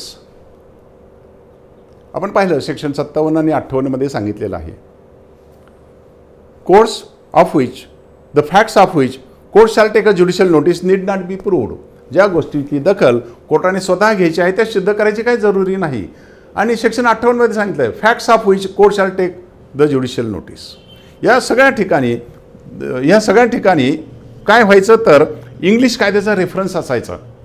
100-125 वर्ष त्या इंग्लिश कायद्याचा रेफरन्स आपण आपल्या खांद्यावरती कॅरी करत होतो. आता नवीन कायद्यानं इंग्लिश कायद्याचा रेफरन्स, इंग्लंडचा राजा, एम्परर हे सगळे शब्द आम्ही आता काढून टाकलेले आहेत. आणि आता त्याच्यामध्ये काय शब्द घातलेत तर आता काय घातलेत शब्द requires court to take judicial notice of international treaty, agreement or convention with any country or countries by India or decisions made by India at international association and other bodies. English regime हे शब्द काढून टाकलेत. इंग्रजांचा reference आता नवीन कायद्यात काढून टाकलेला आहे. म्हणजे आपल्या लक्षात असं आलं असेल की जे गोष्टी संदर्भहीन झालेल्या होत्या अशा सगळ्या संदर्भहीन गोष्टी आता या नवीन कायद्यामध्ये काढून टाकण्यात आलेल्या आहेत. सगळ्यात महत्त्वाचा जो बदल केला आहे ना मित्रांनो तो जुना सेक्शन 63. आपल्याला माहिती आहे 61, 62, 63, 64, 65 सेक्शन हे पुराव्याच्या डॉक्युमेंटच्या प्रायमरी एव्हिडन्स, सेकंडरी एव्हिडन्स या संबंधाचे होते. त्यापैकी नवीन 58 सेक्शन काय सांगतो, this section includes secondary evidence in following 3 elements. नवीन गोष्टी ॲड केल्या. First oral admissions, second written admissions, and thirdly evidence of a person who has examined the document, who is skilled in the examination of such document. म्हणजे थोडक्यात आता या कायद्याप्रमाणे नवीन कायद्यामध्ये या गोष्टी ॲड केलेल्या आहेत. सेक्शन जुन्या काळातला जो सेक्शन 61 होता त्यामध्ये पण बदल केलेत आणि आता इलेक्ट्रॉनिक आणि डिजिटल एव्हिडन्स याच्यात त्याची व्याप्ती वाढवलेली आहे. खरा बदल कुठे केला ते तुम्हाला सांगतो. डिजिटल सिग्नेचरमध्ये बदल केलेला आहे. जो खरा बदल केला आहे ना तो केला आहे 133 सेक्शनमध्ये. आपल्याला माहिती आहे जुन्या कायद्यामध्ये सेक्शन 133 होता. आपण जर का पाहिलं तर सेक्शन 118 ते 134 हे कशा संबंधाने होते, compatibility and compellability of the witnesses. कोणाला साक्षीदार बोलवायचं आणि कोण सक्षम साक्षीदार आहे हे आपल्याला माहिती होतं. आणि त्यामध्ये आपल्याला सेक्शन 133 हा कशा संबंधाने माहिती देत होता, अकम्प्लिश ॲज अ कॉम्पेटंट विटनेस. हा अकम्प्लिश हा योग्य साक्षीदार आहे किंवा नाही. आणि बघा नेहमी गेली 125 वर्ष कोर्टासमोर एका गोष्टीवरती सारखं आर्ग्युमेंट व्हायचं आहे. अकम्प्लिश म्हणजे माफीचा साक्षीदार, अकम्प्लिश म्हणजे माफीचा साक्षीदार. ह्या माफीच्या साक्षीदाराला किती महत्त्व द्यायचं आणि तो माफीचा साक्षीदार ग्राह्य मानायचा का मानायचा नाही यासाठी 2 तरतुदी होत्या. सेक्शन जुन्या कायद्यातला सेक्शन 114ब आणि जुन्या कायद्यातला सेक्शन 133. आणि याच्यावरनं अनेक वेळा सर्वोच्च न्यायालयाच्यापर्यंत खटले गेलेले होते. ह्या 2 सेक्शन्समध्ये प्रथम दर्शनी वरवर पाहता थोडी विसंगती होती. विसंगती आहे असं वकिलांना वाटायचं, कायद्याच्या अभ्यासकांना वाटायचं. त्याचं कारण असं होतं की जो सेक्शन 114ब आहे ना मित्रांनो तो काय सांगायचा, सेक्शन 114ब आपल्याला असं सांगायचा की an accomplish is unworthy of credit unless corroborated in material particulars. 114ब आपल्याला सांगायचा जुन्या कायद्यातला an accomplish माफीचा साक्षीदार he is unworthy of credit, अविश्वासार्ह आहे, unless corroborated in material particulars. जोपर्यंत अशा माफीच्या साक्षीदाराचा पुरावा हा दुसऱ्या पुराव्यानं हा त्याला भरीस येत नाही किंवा त्याला सपोर्ट करत नाही तोपर्यंत तो विश्वासार्ह नाही. माफीचा साक्षीदार हा वरवर पाहता वेगळा आणखी जादाचा पुरावा आल्याशिवाय विश्वास ठेवायचा नाही. हे झालं 114ब. 133 सेक्शन सांगायचा कन्व्हिक्शन इज नॉट इलिगल. तो 133 सेक्शन सांगायचा an accomplice is a competent witness and conviction is not illegal merely because it proceeds on the uncorroborated testimony of an accomplice. बघा किती विरोधाभास होता. एक सेक्शन सांगायचा अनवर्दी ऑफ क्रेडिट, अरे ह्याच्यावर विश्वास नका ठेवू, आणि दुसरा सांगायचा an accomplice is a competent witness, सक्षम आहे, and conviction is not illegal merely because it proceeds on the uncorroborated testimony of an accomplice. आणि हा सक्षम तर आहेच, आणि करॉबोरेशन नसलं तरी सुद्धा जर का शिक्षा दिली असेल ती काही गैर नाही. ह्या दोन गोष्टी ह्या एकमेकांच्या प्रथमदर्शनी विरोधाभास निर्माण करणाऱ्या होत्या, आणि म्हणून अनेक खटल्यांच्यामध्ये हे वरपर्यंत गेलेलं होतं, माननीय सर्वोच्च न्यायालयापर्यंत गेलेलं होतं. आणि माननीय सर्वोच्च न्यायालयाने एका केसमध्ये आपल्याला मार्गदर्शन केलेलं आहे की कोर्ट असं म्हणतं की one is the advice to the जज and other is a rule of law. एक आपण कोर्टाला सल्ला देतोय, अरे बघा तो माफीचा साक्षीदार आलाय ना, तो विश्वासार्ह नाही बरं का, काळजी घ्या. आणि दुसरा सेक्शन सांगतो जरीही तुम्ही ती काळजी घेतली तरी तो योग्य साक्षीदार आहे, आणि त्याच्या फक्त साक्षीवर आधारित तुम्ही जर का त्या गुन्हेगाराला शिक्षा केली तरी ते योग्य होऊ शकतं. म्हणजे थोडक्यात एक सल्ला आहे आणि दुसरा रूल ऑफ लॉ आहे, असं इंटरप्रिटेशन माननीय सर्वोच्च न्यायालयाने काढलेलं होतं. अशा प्रकारची पार्श्वभूमी पुन्हा उद्भवू नये म्हणून आता ह्या भारतीय साक्ष्य अधिनियममध्ये मूलभूत बदल केलेले आहेत. आणि मूलभूत बदल करत असताना काय बदल केलेला आहे तो तेवढा मी तुम्हाला सांगतो. त्यात त्यांनी असं म्हटलं आता नवीन बदलामध्ये तो जो शब्द होता मिअरली बिकॉज तो काढलाय, त्याच्याऐवजी इफ शब्द ठेवलाय, आणि तो जो शब्द होता अनकरॉबोरेटेड टेस्टिमनी तो काढलाय आणि त्याच्याऐवजी करॉबोरेटेड टेस्टिमनी असा शब्द घातलाय. काय अर्थ झाला? तो जो अनकरॉबोरेटेड टेस्टिमनी हा जो शब्द होता की माफीचा साक्षीदार जुन्या 133 सेक्शनप्रमाणे सक्षम आहे, आणि करॉबोरेशन नसलं तरी त्याला शिक्षा दिली तर योग्य होईल, हे आता रूल राहिलेला नाही. मित्रांनो, जेव्हा 1 जुलैनंतर हा कायदा अंमलात येईल तेव्हा आपलं असं लक्षात येईल की आता हा काही नियम राहिलेला नाही. नवीन नियमाप्रमाणे आता नवीन कायद्याप्रमाणे आता त्याला नवीन 138 सेक्शन दिलेलं आहे. जुन्या 133 सेक्शनला करस्पॉन्डिंग सेक्शन आहे 138, आणि 138 सेक्शन सांगतो की if there is corroborated testimony of an accomplice then conviction can be given. म्हणजे आता इथून पुढे जर का माफीच्या साक्षीदारावरती विश्वास ठेवायचा असेल तर त्याची अनकरॉबोरेटेड टेस्टिमनी उपयोगाची नाही, त्यासाठी करॉबोरेटेड टेस्टिमनी असली पाहिजे. त्याच्या साक्षीला मदत करणारा, त्याच्या साक्षीला सपोर्ट करणारा दुसरा इंडिपेंडंट एव्हिडन्स असल्याशिवाय फक्त अकम्प्लिशच्या म्हणण्यावरती आधारित राहून अशा प्रकारची शिक्षा करता येणार नाही. अशा प्रकारचा बदल या कायद्यामध्ये कलम 133 मध्ये केलेला आहे. मित्रांनो, या कायद्यामध्ये जे सगळे बदल झालेले आहेत ते फक्त याच अनुषंगाने झालेले आहेत. मात्र एक गोष्ट सांगितल्याशिवाय आजचं थांबता येणार नाही. ते असं की जेव्हा भारतामध्ये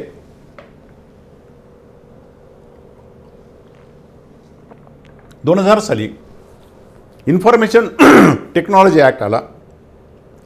जेव्हा तो ॲक्ट आला तेव्हा अनुषंगाने इतर कायद्यातही बदल करण्यात आले आणि आपल्या एव्हिडन्स ॲक्टमध्ये पण बदल करण्यात आले. आणि जेव्हा हे एव्हिडन्स ॲक्टमध्ये बदल झाले ना मित्रांनो, तेव्हा सेक्शन 65A आणि B आणण्यात आला. आपण ज्याला कोर्टामध्ये डिजिटल एव्हिडन्स असं म्हणतो. अशा प्रकारचा डिजिटल एव्हिडन्स हा जेव्हा महत्त्वाचा भाग कोर्टासमोर आला तेव्हा अनेक केसेस निर्माण झाल्या. जेव्हा कायदा थोडा संदिग्ध असतो ना तेव्हा त्याची मालिका सुरू होते, आणि अशा प्रकारच्या गोष्टी कोर्टासमोर आल्या की अशा नवीन पुराव्याचे कायदे, अशा नवीन प्रकारचे कायदे आपण मान्य करायचे का करायचे नाही. या प्रकारची पहिली केस 1974 साली माननीय सर्वोच्च न्यायालयाच्या समोर आली होती, आणि त्या केसचं नाव होतं सोमू प्रकाश व्हर्सेस दिल्ली, 1974 सुप्रीम कोर्ट. आणि तेव्हाच बघा 50 वर्षापूर्वी माननीय सर्वोच्च न्यायालय म्हटलं होतं बघा इथून पुढे टेक्नॉलॉजी फार फास्ट डेव्हलप होत आहे, आणि म्हणून आपण सुद्धा कोर्टाने सुद्धा बदललं पाहिजे, आणि अशा प्रकारच्या एव्हिडन्सला किंवा पुरावा आपण स्वीकारला पाहिजे, आणि तसे बदल आपण स्वतःत केले पाहिजेत.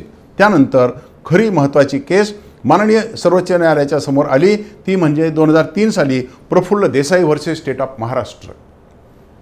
मुंबईमध्ये एक केस निर्माण झाली, आणि त्या केसमध्ये एक परदेशात राहणाऱ्या साक्षीदाराचा पुरावा व्हिडिओ कॉन्फरन्सिंगच्या द्वारे घ्यायचा होता. त्यांनी अर्ज केला की तो परदेशात राहतोय, खटला खूप लांबतोय, तर तुम्ही तो व्हिडिओ कॉन्फरन्सिंगच्याद्वारे घ्या. खालच्या कोर्टानं माननीय ट्रायल कोर्टाने तो मान्य केला. त्याच्याविरुद्ध शेवटी मुंबई उच्च न्यायालयासमोर केस गेली डॉक्टर प्रफुल्ल देसाईंच्या केसमध्ये. आणि माननीय उच्च न्यायालय म्हटलं हे नाही चालणार, व्हिडिओ कॉन्फरन्सिंगच्याद्वारे साक्षी पुरावा नोंदवता येणार नाही, कारण इंडियन एव्हिडन्समध्ये असलेले parameters that his demeanour is to be seen, his behaviour is to be seen, हे आम्हाला अवेलेबल होणार नाही आणि म्हणून अशा प्रकारचा साक्षी पुरावा नको. या विरुद्ध माननीय सर्वोच्च न्यायालयामध्ये 2003 साली ही केस गेली आणि सर्वोच्च न्यायालयाने तेव्हा सांगितलं यस की अशा प्रकारे आपल्याला राहून चालणार नाही, तर कायद्यामध्ये दुरुस्ती आलेली आहे आणि आता या दुरुस्तीच्या आधारे आपण नवीन टेक्नॉलॉजी ॲक्सेप्ट केली पाहिजे आणि जिथे आवश्यक असेल तिथे व्हिडिओ कॉन्फरन्सिंगच्याद्वारे आपण रेकॉर्ड केलं पाहिजे. इथपासनं खरी सुरुवात झाली. आणि ही सुरुवात झाल्यानंतर मग या कायद्याप्रमाणे सेक्शन 65B प्रमाणे पहिली केस निर्माण झाली, ती म्हणजे 2003 साली state of Delhi versus Mohammad Afzal and others. त्यानंतर दुसरी केस निर्माण झाली स्टेट व्हर्सेस नवज्योत संधू. आपल्याला माहितीच आहे भारताच्या संसदेवरती हल्ला झालेला होता, अनेक निरपराध सेवकांचा मृत्यू झालेला होता आणि त्यातनं केस निर्माण झालेली होती आणि त्यांना त्या सर्व आरोपींना जेव्हा शिक्षा झाली आणि ते प्रकरण जेव्हा शेवटी सर्वोच्च न्यायालयाच्या समोर आलं तेव्हा मुद्दा उपस्थित झाला की त्या जे हल्ला करणारे होते त्यांच्यामध्ये मोबाईलवरचा संवाद झालेला होता, त्याला आपण CDR असं म्हणूया, आणि ते कोर्टासमोर दाखल केलेले होते. मुद्दा होता की त्याच्यासोबत जे सेक्शन 65Bचं सर्टिफिकेट जे आपण पुढच्या भागात पाहणार आहोत ते दिलेलं होतं किंवा नव्हतं, अशा सर्टिफिकेटची जरुरी आहे किंवा नाही, आणि त्यावरून ती केस निर्माण झाली. त्यानंतर गेली 15 वर्ष मित्रांनो हा मुद्दा सर्वोच्च न्यायालयापर्यंत सारखा जात राहिला. काही केसेस तुम्हाला सांगतो. एक महत्त्वाची केस घडली ती म्हणजे Anvar PV versus PK Basheer 2005 supreme court, Shafhi Mohammad versus state of Himachal Pradesh 2015 supreme court.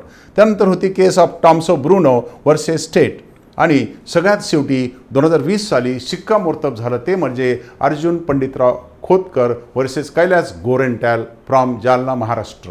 आणि या केसमध्ये शेवटी एकच मुद्दा येत होता की तुम्ही हा डिजिटल एव्हिडन्स दिला, तो मोबाईलमधला फोटोग्राफ दिला, ते CCTV फुटेज दिलं, त्याच्यासोबत किंवा कॉम्प्युटरचा प्रिंटआउट दिला, त्याच्यासोबत तुम्ही जे सेक्शन 65Bचं सर्टिफिकेट द्यायचं आहे ते कधी द्यायचं आहे, दिलं पाहिजे का, सुरुवातीला दिलं पाहिजे का, शेवटी दिलं तर चालेल का, त्याने हरकत नाही घेतली तर काय करायचं, असे छोटे छोटे मुद्दे उपस्थित व्हायचे.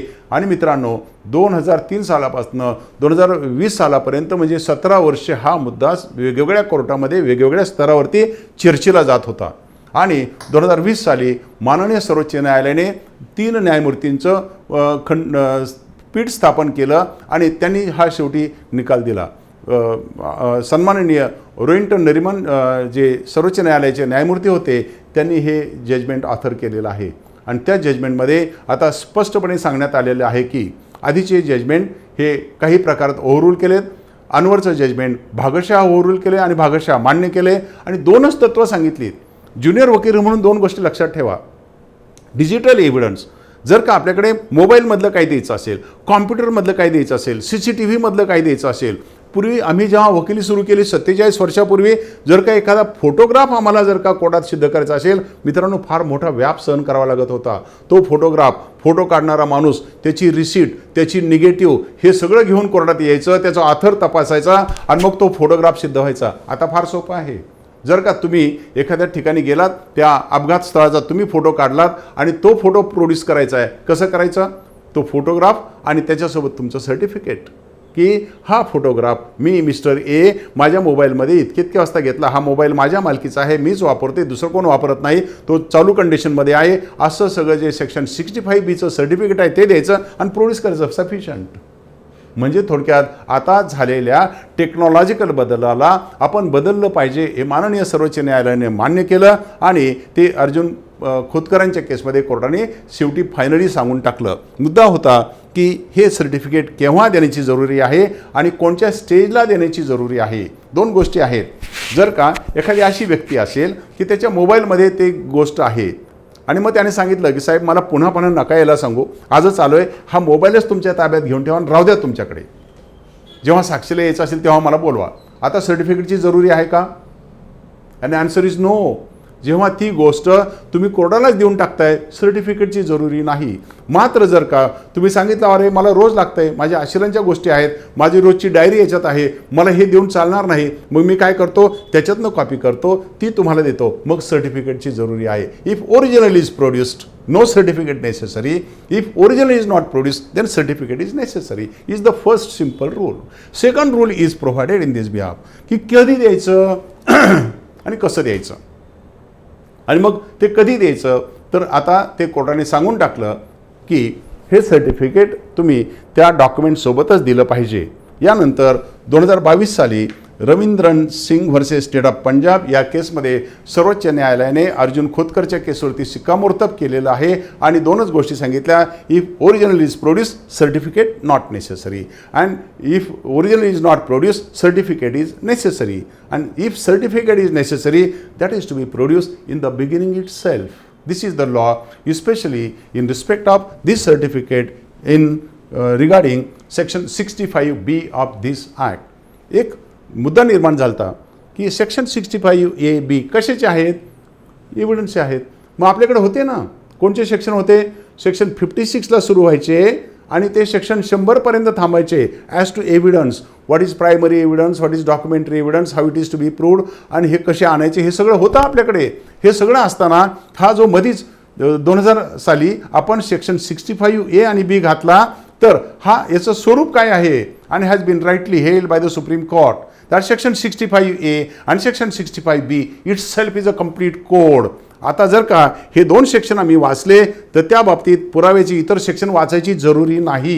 हे दोनच सेक्शन हा वेगळा कायदा आहे, या मोठ्या कायद्यात हा छोटा वेगळा कायदा आहे असं माननीय सर्वोच्च न्यायालयाने सांगितलं होतं. आणि has been held itself is a separate self code. आणि म्हणून आपण जर का त्याचा इनबिल्ट मेकॅनिझम पाहिला मित्रांनो, तर सेक्शन 65A आणि Bमध्ये 1, 2, 3, 4, 5 आणि त्याच्यात सगळी प्रोसिजर सांगितलेली आहे. कसं पाहिजे कॉम्प्युटर, ते कॉम्प्युटर कसे एकमेकाला जोडलेले पाहिजेत. आणि याच्यामध्ये आता नवीन कायद्यामध्ये कॉम्प्युटरची व्याख्या बदलली, सेमीकंडक्टरची व्याख्या घातली आणि त्याचं व्याप्ती आता वाढवून ठेवलेली आहे. मात्र एक गोष्ट फार पार्लमेंटनी बघा खूप छान केली. आधी सर्टिफिकेट कसं असावं याच्यावरती चर्चा सुरू व्हायची. सर्टिफिकेट असावं का नसावं आणि दिलेलं सर्टिफिकेट बरोबर आहे की नाही. आता पार्लमेंटने स्कोप ठेवलेला नाही. सर्टिफिकेट काय फॉर्ममध्ये पाहिजे याचा नमुनाच आता नवीन कायद्यात घालून टाकला आहे. म्हणजे चुकायला नको, आधी द्यायचं का नंतर द्यायचं त्याचं नको. यानंतर माझ्या मते आता या ॲक्ट संबंधाने फारशा केसेस निर्माण होण्याची शक्यता नाही असं माझं मत आहे. थोडक्यात ही या नवीन कायद्यात असलेल्या प्रमुख गोष्टींची याची चर्चा होती. यामध्ये आपण ज्या ज्या प्रमुख अशा गोष्टी आहेत की ज्यानं आता कायद्याला नवीन दिशा मिळालेली आहे याच्या संबंधाने चर्चा केलेली आहे. भाग 2मध्ये आपण यानंतर जेव्हा अमितजी ते रेकॉर्डिंग करतील तेव्हा आपण या कायद्यातल्या कंटेंट संबंधाने चर्चा करूया. मित्रांनो, आज आपण इथेच थांबूया. आमच्या मित्रांनो मला ही जी संधी दिली त्याबद्दल मी त्यांचे आभार व्यक्त करतो. धन्यवाद. नमस्कार. सर्वप्रथम आपणा सर्वांना गुढीपाडव्याच्या व हिंदू नवीन वर्षाच्या हार्दिक शुभेच्छा. गुढीपाडव्याच्या या शुभ मुहूर्तावर लॉ टॉक्स हे यूट्यूब चॅनल आज आपण सुरू करत आहोत आणि या यूट्यूब चॅनलच्या इंट्रोडक्टरी लेक्चरला आपल्याला आदरणीय गुरुवर्य डॉक्टर अवॉर्ड सर यांचे मार्गदर्शन लाभले. त्यांनी त्यांच्या व्यस्त शेड्यूलमधून आपल्याला वेळात वेळ काढून जे मार्गदर्शन केले त्यासाठी मी लॉ टॉक्सच्या टीमतर्फे व आपल्या सर्वांतर्फे सरांचे मनापूर्वक आभार मानतो. तसेच या चॅनलच्या माध्यमातून आपल्याला कायद्याविषयी जे काही कन्सेप्ट्स आहेत, प्रिन्सिपल्स आहेत त्याची माहिती मिळेल ह्यासाठी आपण प्रयत्न करणार आहोत. लॉ टॉक्स या चॅनलला आपण जास्तीत जास्त लाईक आणि सबस्क्राईब करावं ही आपल्या सर्वांना नम्र विनंती. धन्यवाद.